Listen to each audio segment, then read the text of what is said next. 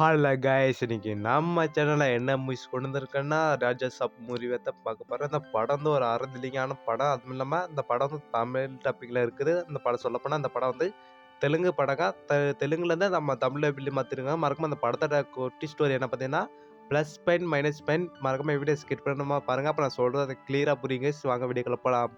இந்த movie story என்ன பார்த்தீங்கன்னா, நம்ம ஹீரோ வந்து ஒரு ஏரியாவில் வந்து கலாட்டம் பண்ணிட்டு ஒரு பொண்ணை லவ் பண்ணிட்டு நம்ம வாட்டு ஹீரோ ஜாலியாக இருக்காரு.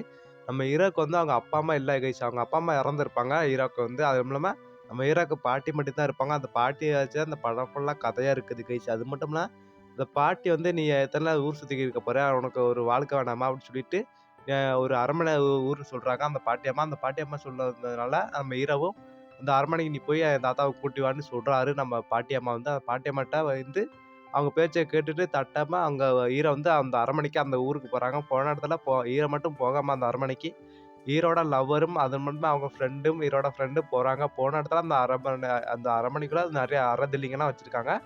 அங்க நிறைய மர்மமான விஷயங்கள்லாம் நடக்குது கைஸ் அந்த அரண்மனைக்குள்ள.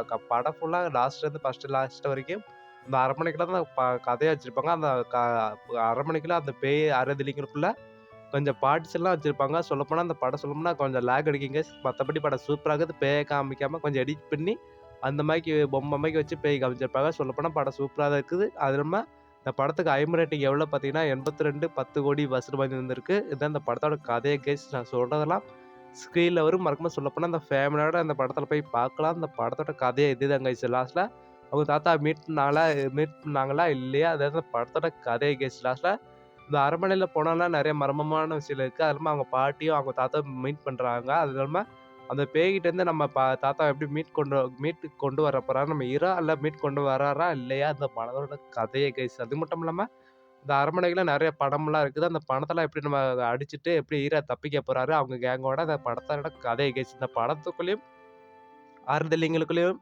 ஆறுதலிங்களும் காமெடி சீன்லாம் வச்சிருக்காங்க. அங்கங்க கிராஃபிக் சீன்ஸ் எல்லாம் சூப்பரா இருக்கு. ஃபைட் சீன்ஸ்லாம் இருக்குது கைஸ். லாஸ்ட்ல நம்ம படம் சும்மா வேற லெவல்ல இருந்துச்சு. மறக்காம ஃபேமிலியோட இந்த படத்த ட்ரை பண்ணி பாருங்க. மத்தபடி படம் சூப்பரா இருக்கு. Bye guys.